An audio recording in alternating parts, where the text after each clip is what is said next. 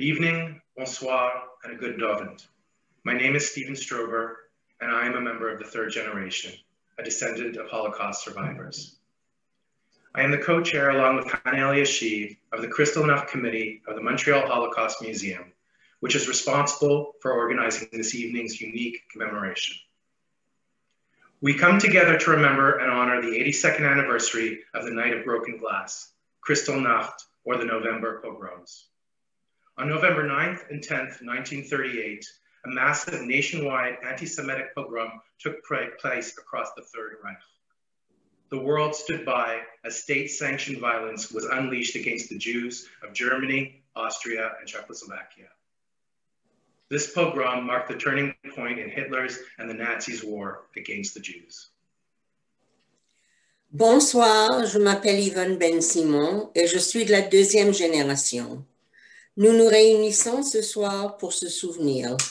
Se souvenir et parler en mémoire de ceux qui ne peuvent pas le faire eux-mêmes. Le passé, nous devons comprendre le mal et la haine en leur nom. Le passé n'est jamais oublié et pour nous assurer qu'il ne se répète pas, nous devons le rappeler et honorer les victimes innocentes.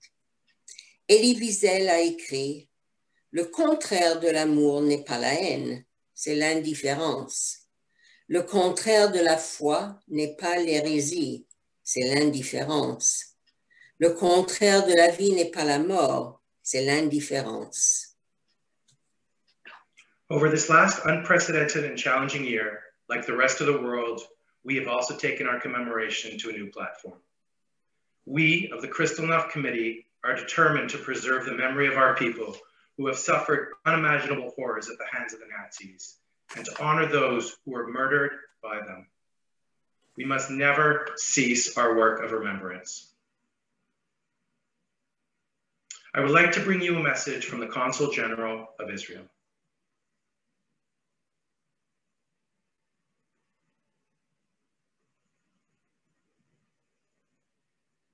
Ladies and gentlemen, Shalom. Today we gather to commemorate one of the darkest days in the history of the Jewish people and to fulfill our duty of Zachor, remembrance. Due to the current circumstances of the COVID-19 pandemic, we cannot gather in person. However, the resilience of the Jewish people is highlighted in our ability to respect the health and security of those around us while still finding ways to commemorate our Jewish history. Aujourd'hui, nous nous souvenons de cette nuit solennelle de 9 novembre 1938, lorsque les Juifs d'Allemagne et d'Autriche furent frappés par un pogrom horrible qui a changé à jamais le cours de l'histoire pour le judaïsme européen. Orchestré par le Führer lui-même, les hommes de main de la SA de Hitler ont lancé une campagne coordonnée de désobéissance civile qui visait à terroriser les Juifs. On that November night, both the SA and civilians alike went on an anti-Semitic rampage that saw the looting of Jewish-owned businesses, vandalism of Jewish properties, the arrest of tens of thousands of innocents, and the burning of countless synagogues. 92 souls were lost, hundreds beaten, and 30,000 deported to concentration camps for the sole reason that they were Jews. Malgré le meurtre et les violences causées, le monde est resté sourd et aveugle à ce qui se déroulait devant ses yeux et qui allait provoquer la plus massive tragédie que l'histoire ait jamais connue. Today, 82 years later, we know that the international community's silence and turning of a blind eye to the plight of Jews under Nazi regime played an instrumental role in facilitating the genocide of 6 million in the Shoah. As we reflect on that night, I can't help but wonder if the State of Israel had existed 10 years sooner, so many European Jews would have had refuge and a safe place to return to. The existence of the State of Israel today is a guarantee of the safety of Jews all over the world. As we commemorate Kristallnacht, we must raise our awareness to the current totalitarian regimes who continue to perpetuate crimes against humanity by violating even the most basic rights of their own citizens. We pray that indeed, neither our people nor any other people be forced to endure such a calamity ever again. Zichronam levracha, may the memory of the 6 million who perished during the Shoah forever be a blessing. Toda rabba, and stay safe. We would like to present a tribute in song, introduced by Aaron Gonscher and performed by Sydney Zoltak. Unter deine weiße Stern, under your white stars. This is one of the most beautiful songs to have come out of the Vilna ghetto. The poet addresses God directly, expressing the agony of his situation, and calls out for help and acknowledgement.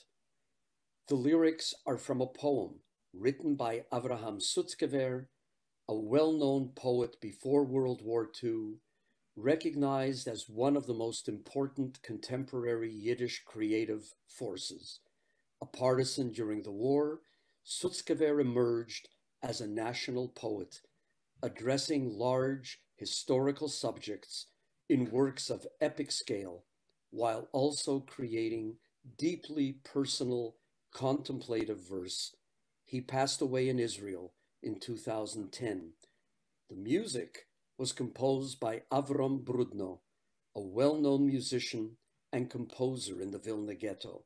He perished in the Estonian concentration camp Kluga in 1943.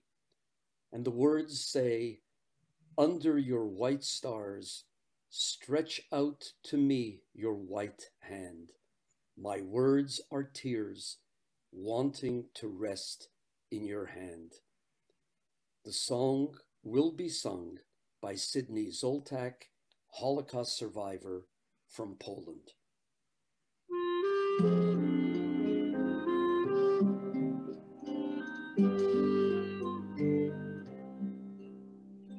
Unter deine weiße Stirn streck zu mir dein weiße Hand.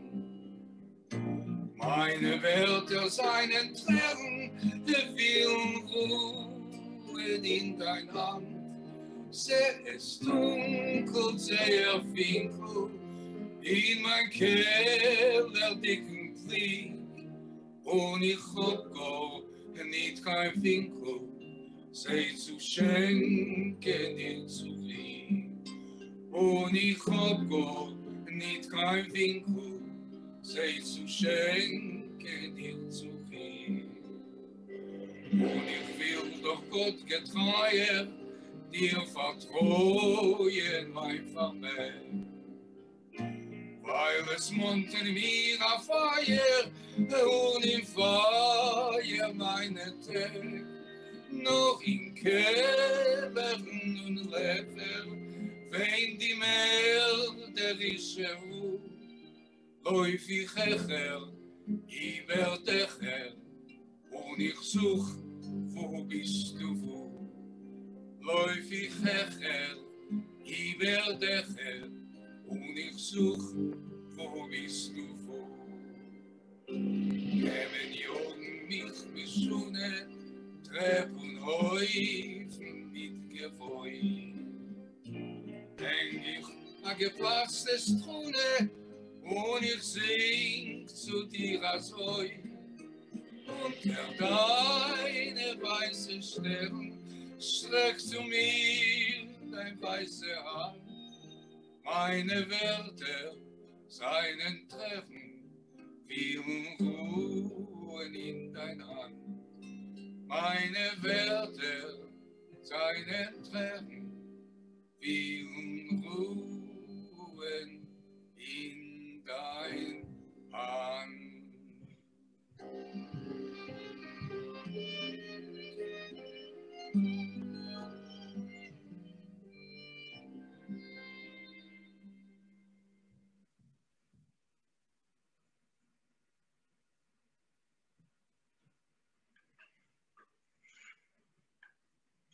Tonight, the committee is proud to bring you a very special guest, Mr. Jonathan Kirsch, esteemed writer of the short, strange life of Herschel Grynszpan.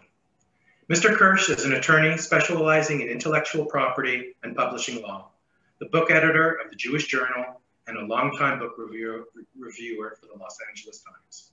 He is the author of 13 books, including 8 books of history and biography. He has served as a guest lecturer at schools, universities, libraries, museums, synagogues, and churches across the United States.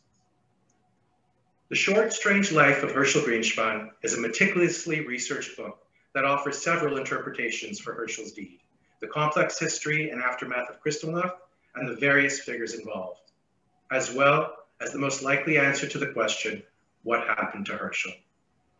The book excellently weaves the narrative of our Jewish past with the events of the 1930s and 40s, and also examines the fates of those involved in the subsequent years.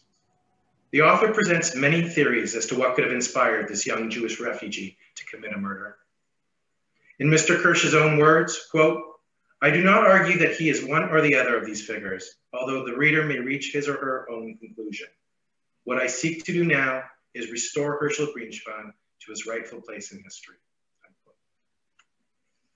And now, let me give the floor to our keynote speaker, Mr. Kirsch, to discuss his interesting and thought-provoking book.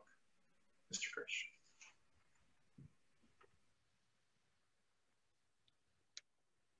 Thank you, Stephen. I'm honored to be a participant in today's event of commemoration. I was very moved by the remarks of the Consul General, and they're very appropriate for the subject that we're going to visit today, which is an overlooked chapter of Kristallnacht, the fate of Herschel Grynszpan. And I'm going to introduce you to this young man and discuss his role in the events leading up to Kristallnacht and where he fits into the larger question of Jewish armed resistance to Nazi Germany. I recall my first visit to Yad Vashem and walking through the exhibit. The Kristallnacht exhibit has a slideshow, and Grynszpan's image appears very briefly, ever so briefly, in the slideshow. And that's really been his fate in history. He's a footnote to the history of Kristallnacht, but I think he has a much larger story to tell. I also want to say it was a moment of great poignance for me because, as many of you who have visited Yad Vashem know, it's a frequent destination for visiting groups of IDF soldiers. And there was a group of men and women in uniform just ahead of me and my wife as we went through Yad Vashem. And the thought cannot fail to occur to you, as the Consul General pointed out, that had there been a state of Israel and an army of the Jewish people at this point in history, perhaps we would be looking back on a very different history. Herschel Grynszpan was a Polish Jew, although he was actually born in Hanover, Germany in 1921. His parents and his brother and sister had all been born in Poland and had come to Germany in the 20s, or actually in 1911, the family arrived. And they came for the reason that people often move to another country for economic opportunity to lead a better life. Germany before World War I was a much more welcoming place to Jews from around the world than it would be very soon thereafter. Although he was born in Germany, he was not a German citizen. Citizenship did not come with physical birth in Germany, nor were his parents or any of his brothers and sisters German citizens. They were technically Polish citizens, and this would be a very significant fact in the events that I'm going to share with you. By 1936, Hitler had come to power, consolidated his power, and begun his war against the Jews by making their life in Germany as painful and as impoverished and as dangerous as he could, tightening the noose around their necks with the goal of creating a condition in Germany that would prompt them to leave. He was inviting the Jewish people to solve what he called the Judenfrage, the Jewish question, by leaving Germany. And Jews in Germany, and especially foreign Jews in Germany, knew with certainty that they had no future there. The Grynszpan family contrived to send Herschel at the age of 15 out of Germany illegally. He traveled by train to Belgium, where one of his father's brothers lived, stayed briefly in Belgium, and then joined yet another brother in Paris in 1936. He arrived in Paris as what here in the United States we would call an illegal alien. And the story of Herschel Grynszpan is the story of a stateless person. He was not wanted in Germany. He had no citizenship in France. And by 1938, he himself was under an expulsion order that would have compelled him to leave France and go to one of two places if either of them would have welcomed him. One was Germany, a place to which no Jew would voluntarily return. The other was Poland, which was itself viciously anti-Semitic and already in the crosshairs of Nazi Germany's planned war of aggression. So Herschel Grynszpan, by 1938, at the age of 17, was in a personal predicament that caused him great pain, great anxiety, and an almost irresolvable tension to do something about his fate. And at that point, in 1938, history and the life of Herschel Grynszpan intersected in a very interesting way. Nazi Germany issued a decree that all Polish Jews living in Germany would have their residence permits revoked and would be expelled by March 31, 1939, the following year. Let me just comment as we see this first slide. This is Herschel Grynszpan in 1938, 17 years old. He was, in my eye, a dapper, even handsome young man. He was barely over 5 feet in height, barely over 100 pounds in weight, and yet he cut a dashing figure. He was living at that time with his aunt and uncle in Paris. As I said, living illegally. At one point, he moved into maids' quarters in the building where their apartment was located, so he would be less visible to the police, since he was subject to arrest for being a stateless person. Let me return to the circumstances that I began to describe. In October of 1938, Germany took its first step towards ridding itself of at least some of its Jews by force. This was a significant step in the war against the Jews. Rather than simply making their lives so miserable that they would choose to leave if they had a place to go, they declared that Polish Jews would be physically expelled. And between October 27 and October 29, 1938, there was a roundup. It was very much a prefiguring of what would happen to millions of Jews across Europe during the most active years of the Holocaust. It was not yet the Holocaust, but it was certainly the first step in that direction. 12,000 Jews were arrested, taken to train stations, put aboard trains, and sent to the Polish border. They were forced off the trains under whips and guns by SS men, and they were driven towards the Polish border. The Polish frontier guards saw these figures stumbling towards the border in the middle of the night and did not know what to do with them. So the government of Poland didn't want these 12,000 Jews back, even though they held Polish citizenship. And so the Polish frontier guards pushed them back in the other direction. And for several days, these 12,000 Jews were trapped in no man's land between Germany and Poland. And this ordeal was widely reported across the world by radio and by newspaper. It was an event of world historical stature, the fate of these 12,000 Jews. Among them were Herschel Grynszpan's mother, father, sister, and brother.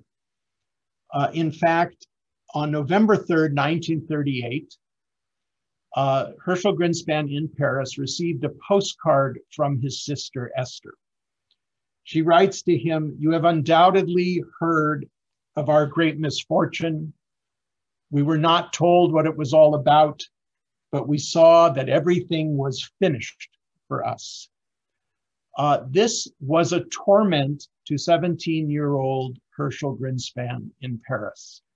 He wanted to do something to help protect, vindicate his own family and the other Polish Jews who were in this predicament. He was a helpless, stateless young man with no real way of making a difference in their lives. And he resolved to do something remarkable, something that had consequences for the entirety of the Jewish people, for all of world history. As you may already know, I'm sorry, I should be cueing these. This is the postcard in Herschel Grynszpan's handwriting, in Esther Grynszpan's handwriting, that reached Herschel in Paris in November of 1938. The words that I read to you in English are here in German, and this is the postcard that agitated Herschel Grynszpan into doing something, whatever he could imagine that was within his power to do, to call the world's attention to the fate of these 12,000 Jews. What he resolved to do was to present himself at the embassy of Nazi Germany in Paris, and to gain entry into the embassy by claiming to have important documents to share with the ambassador. In his pocket, he carried a pistol that he had just bought.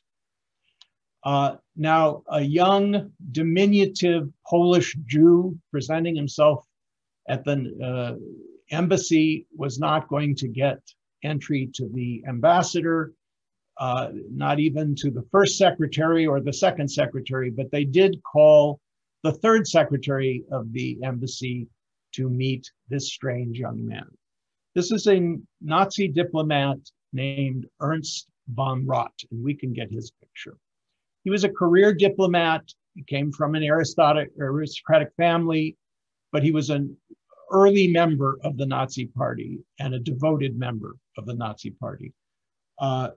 He invited Herschel Grynszpan into his office and said, "So where are these important papers?" We might imagine that his voice was dripping with sarcasm. After all, what could this young man have that was so important? Herschel Grynszpan drew his gun, declared, "In the name of the 12,000, here are your papers." And he fired 5 shots across the desk at Ernst Von Roth. This was his gesture of protest, what I call in my book among the first acts of armed resistance to Nazi Germany by anyone, and especially by a Jewish fighter. He was quickly arrested. Von Roth was grievously wounded, but did not die instantly. And this became a theme of Nazi propaganda. I think we can go to the next slide for that. Oh, I'm sorry. This is the booking photograph of Herschel Grynszpan in the custody of the French police on the day of the assassination. He was quickly arrested, brought to police headquarters. He was photographed and charged with murder. Back in Germany, thank you for that image, this became the focus of a massive, shrill and violent propaganda crusade in an attempt to take this young man, distraught and helpless, and his desperate act of protest, and to turn it into a rationale for Germany's war against the Jews. The illustration you see there with a Christ-like figure who is supposed to be Von Roth and a rather unpleasant-looking man with a dramatically thick neck and a caricatured nose is supposed to be young, 5 foot tall, 100 pound, 17-year-old Herschel Grynszpan. But this, at the bottom in German, you'll see the phrase that was one of the great credos of Hitler: the Jews are our misfortune. He wanted the world to see Herschel Grynszpan as the cat's paw of an international Jewish conspiracy that sought to literally murder not only an individual German, but to destroy the German people. This drumbeat went on continuously over the next 2 days. On November 9th, faithfully, one of the days we're commemorating today, Von Roth died in a French hospital of the wounds from the shooting. At 4 p.m., the news of his death reaches Berlin. At 9 p.m., Joseph Goebbels, the propaganda minister of Nazi Germany, decrees that there will be now a pogrom to punish the Jews of Germany for the act of their brethren, Herschel Grynszpan. By shortly before midnight, the Gestapo has sent cables to SS and SA brown shirt units all over Germany, informing them that it is now their duty to go to the streets and punish the Jews of Germany for this act. They were so well prepared that they sent approved graffiti to be painted on Jewish buildings. The Nazis in the streets were supposed to look like they were spontaneously angry and vengeful, but in fact, they were following careful orders. One of the approved items of graffiti was revenge for the murder of Von Roth. The story of Kristallnacht itself, I think, will be familiar to most of you who are participating in this commemoration. As we've already heard from the Consul General, 30,000 Jews were arrested. Somewhere between 91 and 236 Jews were murdered. Another 2,000 Jews died in concentration camps. 1,300 synagogues were destroyed. 7,500 other Jewish buildings and businesses were vandalized or destroyed. Let's go to the next slide. This created an interesting problem for the Nazis. The Nazis wanted to be rid of the Jews. They made that clear from the 1920s when Hitler first came into German politics. How they would get rid of the Jews was an open question for much of the time. Kristallnacht was a turning point in German policy towards the Jews because it was the first time that Germany had taken violent action against Jews, as opposed to denying them of rights, denying them of employment, housing, participation in the economy. They made the Jews suffered, but now they made the Jews die.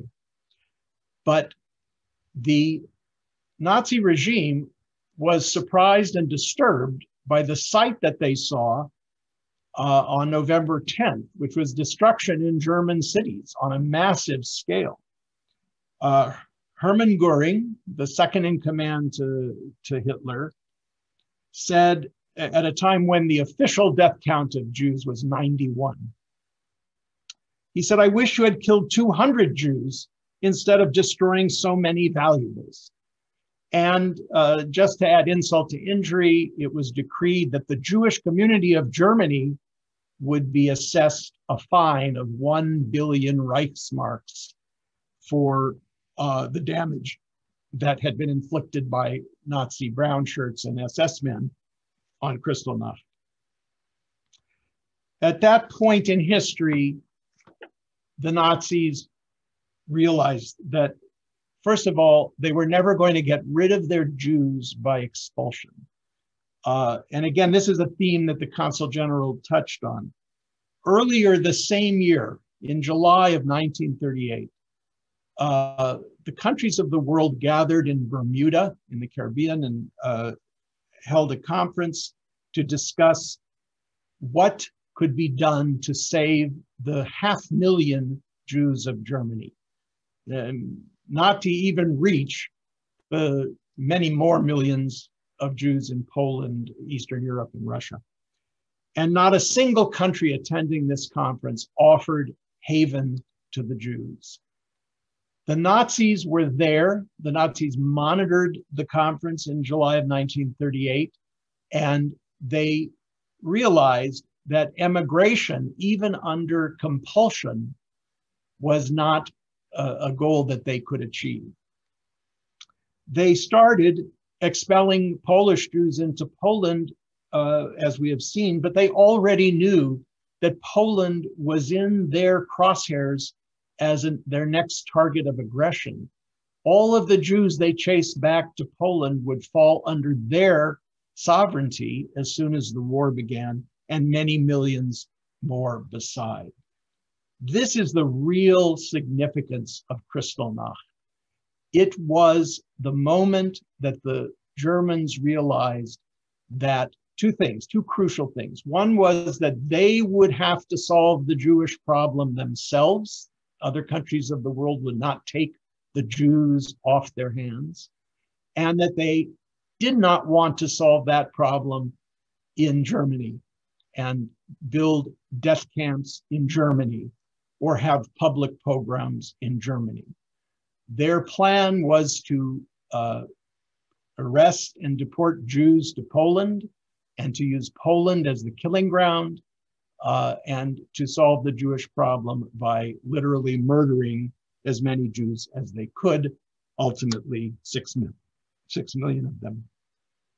Now, I'm going to briefly summarize what happened to Herschel Grynszpan, although I have to say, I know this might be annoying to some people.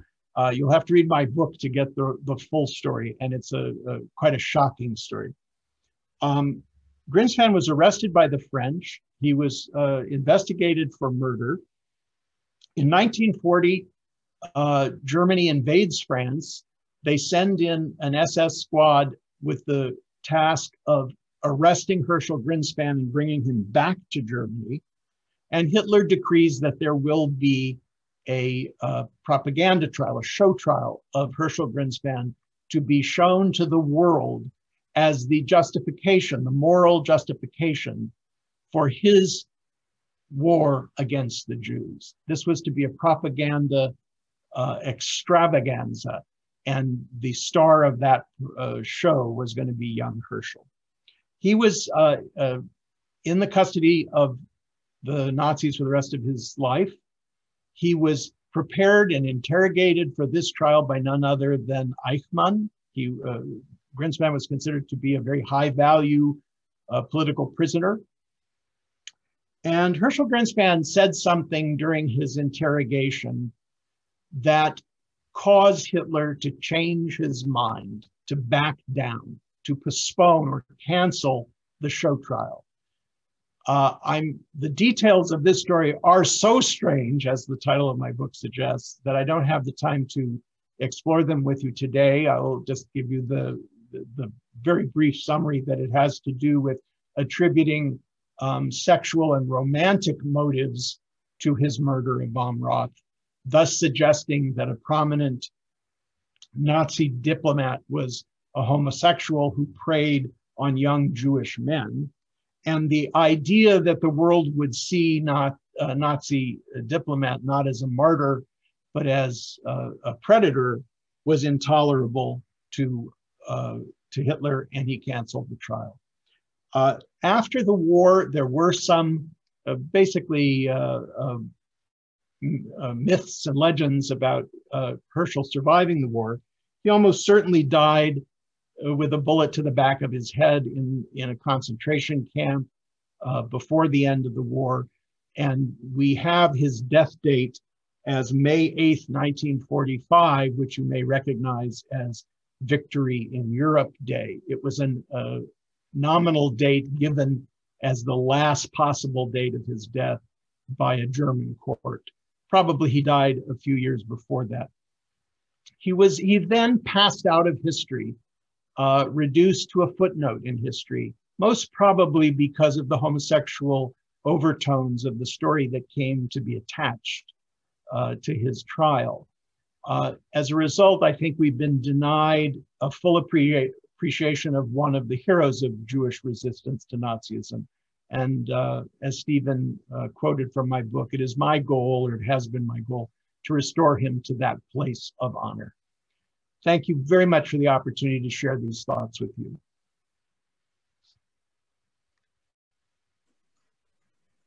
Thank you very much, Mr. Kirsch. That was a real honor. So the first question we have is, what inspired you to learn so much about Herschel Grynszpan and attempt to restore Herschel Grynszpan to his rightful place in history as a hero? The answer to your question is very near to my heart. I'm a member of a family of writers. My dad was a writer. I'm a writer. My son, Adam Kirsch, is a writer. My dad told me in, I'd say, the early 70s about his next book. His next book was going to be a novel based on the life of Herschel Grynszpan, which truly reads like a thriller, an international mystery thriller. He planned to fictionalize it and tell it as write it as a novel. Tragically, he fell ill. He died at the age of 58. He did not have an opportunity to write that book. I have his partial manuscript. It's one of my precious legacies from my dad. But I decided that I was equally compelled by his story. I wanted to write it as history, not fiction. And that was what inspired me to write the book I've talked to you about. Thank you. Why do you think Herschel Grynszpan was by and large left out of the history of the Holocaust? As I hinted in my final remarks, I think that in the aftermath of the war, at a time when the question of Jewish resistance was a very controversial question, there were some people who belabored the Jews for not resisting enough. We had to struggle to tell the full story of armed resistance, which was really quite extensive. I think that Herschel's sexual orientation was something of an awkwardness and an embarrassment. For that reason, I think it was convenient not to talk about him. You know, I quote a writer named Jonathan Marks in my book, who once wrote that if Herschel Grynszpan had slept with Anne Frank, he'd be a great hero. The fact that he might have been a gay man, we don't know that for sure, made him in the 40s and the 50s something of an untouchable. I think that's why. Do you see a difference between Grynszpan and the other two young Jewish assassins, Schwarzbard and Frankfurter? I think that there are unquestionably similarities. I'm not sure that Herschel Grynszpan knew about Sholem Schwarzbard, who assassinated a Ukrainian right-wing leader named Petlura in Paris in the 20s. He, of course, would have been just a child at that time, and it might have been within his realm of experience, but I don't think it was. He certainly knew about David Frankfurter, who was a young Jewish man, assassinated a Nazi emissary to Switzerland named Wilhelm Gustloff in 1936. I'm quite confident that it was on his mind that there was a role model for him to commit a political assassination as an act of protest, which is precisely what Frankfurter did. But you know, apropos of the previous question, Frankfurter was convicted, sentenced to prison in Switzerland, eventually pardoned, and went to Israel, served in the IDF, was an honored figure in Jewish history. If the Nazis had invaded Switzerland, he might have suffered exactly the same fate that Herschel Grynszpan suffered. And that's one of the accidents of history. Why Frankfurter is still an honorable figure and Grynszpan still has a shadow over him is the question that I tried to answer. Thank you. Why do you think Hannah Arendt thought of the theory that he might have been an agent of the Nazis? Hannah Arendt is such a controversial figure, has come to be ever more controversial figure. For example, Hannah Arendt's, one of the themes of Eichmann in Jerusalem was the Judenrat, the councils that were organized by the Nazis and assigned the role of facilitating the deportation to the camps. And she placed a lot of blame on them. She was a controversialist. She had a strong opinion and not afraid to say it. I think it's indefensible to write, as she did, that Grynszpan was psychotic. I think that's a slander. And that he was a tool of the Gestapo. This is part of another myth. I haven't gone into this myth in my talk either, but there are people who said Von Roth wasn't a real committed Nazi. He was a lukewarm Nazi. The Gestapo didn't like that. They wanted to take him out, and they contrived to have Grynszpan do their dirty work. And she raises that scenario in her book. I think that's wrong too. Why she took such a dislike to Grynszpan, I could only speculate on. I think she bought into what was then looked on as some of the unsavory aspects of his story. But I point out in my book, and I want to note today, that before Grynszpan wholly disappeared into a footnote, his father was one of the witnesses at the Eichmann trial. And when Arendt writes about the moment that Zindel Grynszpan took the stand in the Eichmann trial, she refers to him as the famous name, and she puts famous in quotation marks.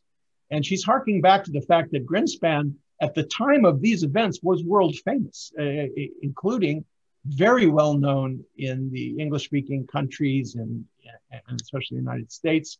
He was a media celebrity, and then fell.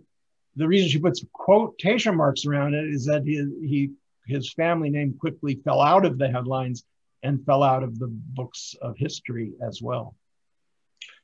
Since you just referenced Herschel's father, can you speak to the rest of his family and their fate and what happened to them? And I want to say, first of all, one of the great honors and pleasures of having written this book is, and it happened today during this event, is that I've met many, many, many members of the Grynszpan family.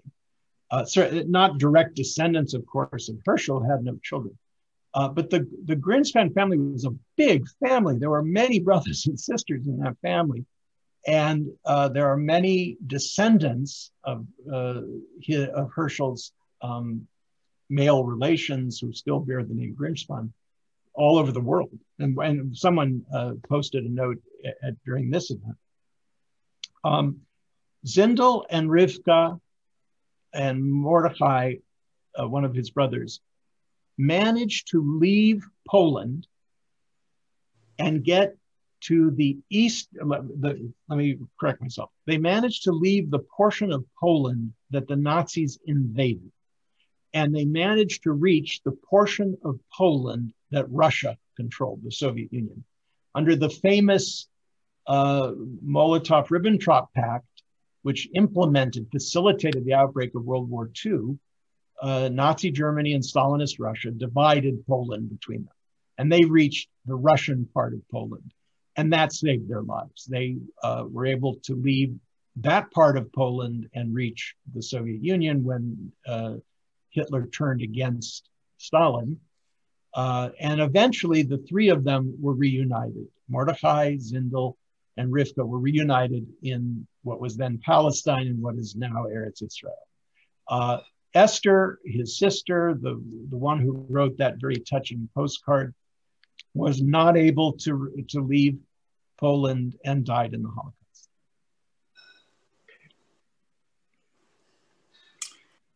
How would you like to see Holocaust museums treat Herschel Grynszpan? I think I previewed an answer to this question because I was so disappointed to see him as just a slide flashing by in a slideshow at Yad Vashem. I think he deserves more, a greater place of honor in history and in the museums that preserve our history. But I do have to say that the full story of Herschel Grynszpan is so nuanced and has so many troubling aspects to it that it doesn't lend itself to museum treatment. It's not the kind of story that you could tell in a few wall cards with a few objects. I realize that, and I really don't blame any Holocaust museum curator. In fact, the whole burden of maintaining a museum about the Holocaust is a hugely complex task, which I recognize. But I do think he deserves more than an asterisk in a history book and or a slide in a slideshow. He was used as a pretext for Kristallnacht, which was planned for months. This is exactly right. To say that, you know, by the way, let me circle back. During the era when these events took place, there were Jews who blamed him for killing this Nazi because it brought down suffering on the Jews, including the Jews of Germany, specifically through Kristallnacht, as if to say, if Herschel Grynszpan had not shot Ernst Von Roth, there would have been no Kristallnacht. No historian of the Holocaust believes that. As the questioner has pointed out, the Nazis were prepared for Kristallnacht. They were ready for Kristallnacht. They were just waiting for the day to give the green light. And they decided that the assassination of Von Roth would be the pretext. It would be a rationale, but it was not the reason. The reason was a decision had been made because of the realization that the Western countries were not going to receive Jewish immigration, that they had to turn up the pressure and turn on the violence against the Jews. This was really the beginning of the Holocaust. This question just came in over the chat function. Can you speak briefly to just the nature of your research and how you got so many intimate details about his life before the assassination? Yes, I will. And I want to start by acknowledging my principal source is quite a remarkable book. There's a man named Gerald Schwab, who was born in Germany, Jewish man, born in Germany, came to the United States. Because of his language skills, he was serving in the United States Army. Because of his language skills, he was sent to do archival research in Germany in preparation for the war crimes trials, including the big trial at the beginning of the post-war era. He was doing archival research for evidence to hang the biggest Nazis, and he came across the files on Herschel Grynszpan, which the Nazis, with their mania for documentation and record keeping, had preserved. Now, it's very significant as to why there was so much documentation. It's because he was investigated by the French criminal police as a defendant in a pending murder case. So there's a huge amount of documentation, witness interviews, photographs, reenactments, and all of that was taken by the Nazis when they invaded France, and then they reinvestigated the case for their own show trial.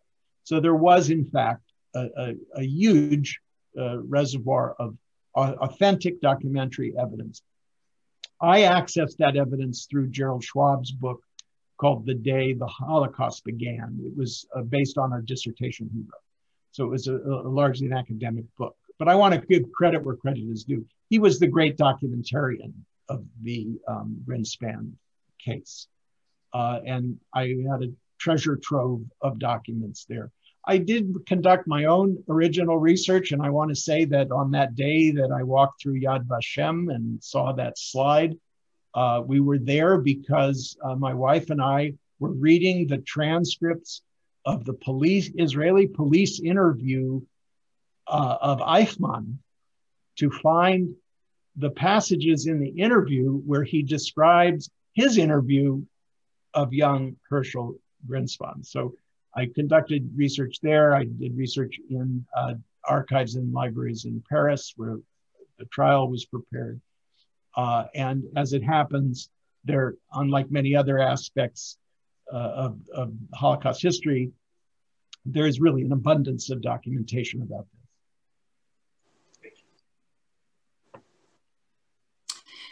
Do you think there should be a street named after Herschel Grynszpan in Israel, perhaps with a little explanation? Yeah, here's something else I need to concede. When I wrote in my book that there was that Grynszpan was not honored with a street or a plaza or a statue, and I think that's true in its most technical sense. The reviewer of my book in Tablet did a little more research than I did and found that there is a street in Israel named after Grynszpan, but it's a very obscure street. So I didn't find it, but she did. But I would answer your question by saying, when we look for the heroes of Jewish resistance to Nazism, who deserve our gratitude and our praise, who are role models for us, who are role models for the fighters who created the modern state of Israel, we should not overlook him. So whether he gets a bigger street than he already has or a statue, I certainly think he's deserving of our remembrance and our praise. Okay, just a couple more questions, Mr. Kirsch. Can you comment on Armin Führer's work and his interest in and his book on Herschel Grynszpan? You know, I'm not thoroughly familiar with it, and so I'm not going to be able to comment in depth on it. Okay. I consulted portions of it in my research, but I did not study it. Okay, and this is the last question that we have time for. Are there any other figures in the history of the Holocaust that are also not as widely known as Herschel Grynszpan that you feel should be more known? I have to say, he certainly, there will be, I can't identify them to you today. The man that I found or was introduced to literally by my father, and the man I wrote about is one of them. What I will say is this, and I think this is an important point. You noted in your introduction that I'm the book editor of the Jewish Journal, a Jewish community newspaper here in Los Angeles.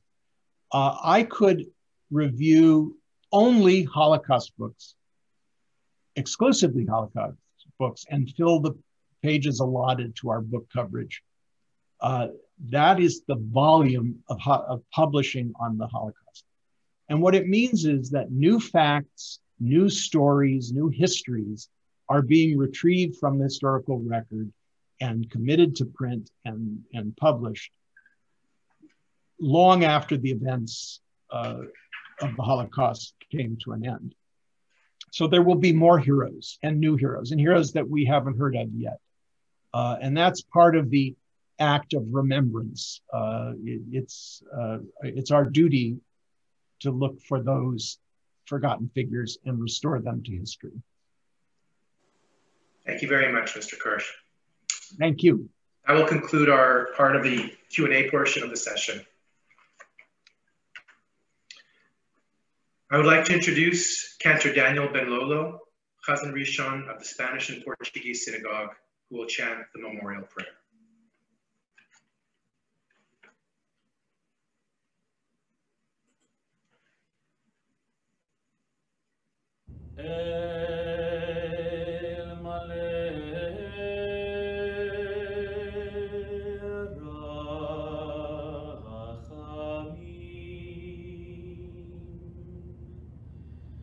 שוכן במרומים,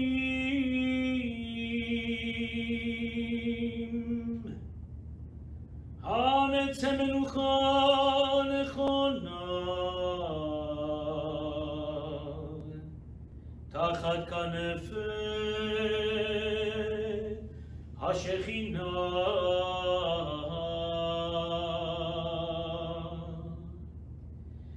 במעלות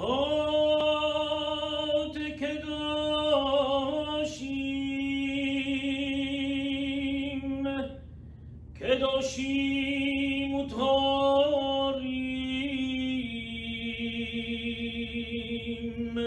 כזוהר הרקיע,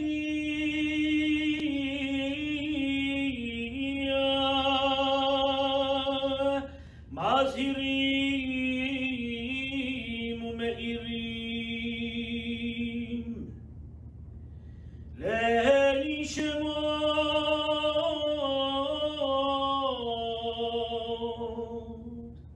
אחינו ואחיותינו שמתו על קידוש השם,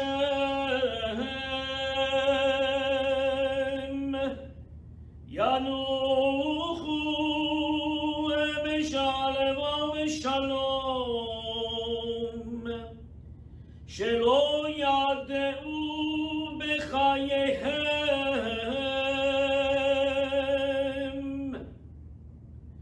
כזוהר הרקיע,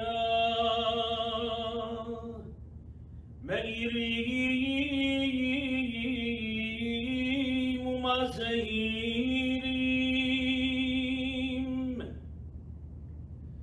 לנשמותיהם של רבבות אלפים אנשים ונשים, ילדים וילדות שנהרגו ושנשחטו ושנשרפו ונקברו חיים על קדושת השם. כולם קדושים וטהורים, בגן עדן תהא מנוחתם. לכן בעל הרחמים יסתירם בסתר כנפיו לעולמים,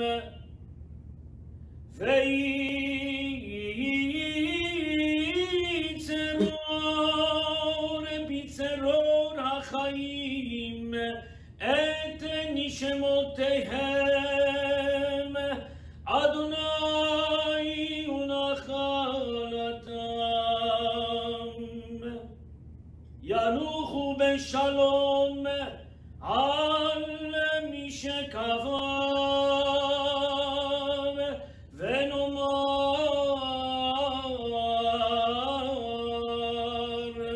אמן.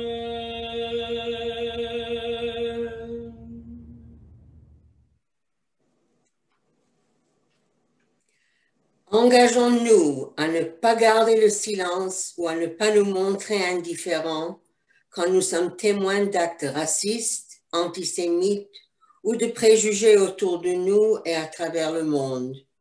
Nous avons tous la responsabilité de défendre les autres.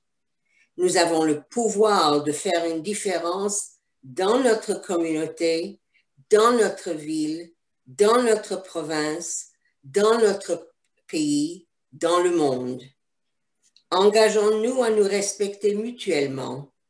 Ce faisant, nous allons honorer et respecter les disparus et les vies transformées à tout jamais au cours des pogroms de novembre. Ce soir, nous nous rappelons ceux qui ont été assassinés pendant l'Holocauste. Nous nous rappelons aussi les autres qui furent victimes de la discrimination et de la haine. Nous partageons notre espoir et notre dévouement pour nous assurer que plus jamais cela ne se reproduise. Tonight, we remember those who experienced Kristallnacht, the millions who were killed in the Shoah, and we honor the survivors.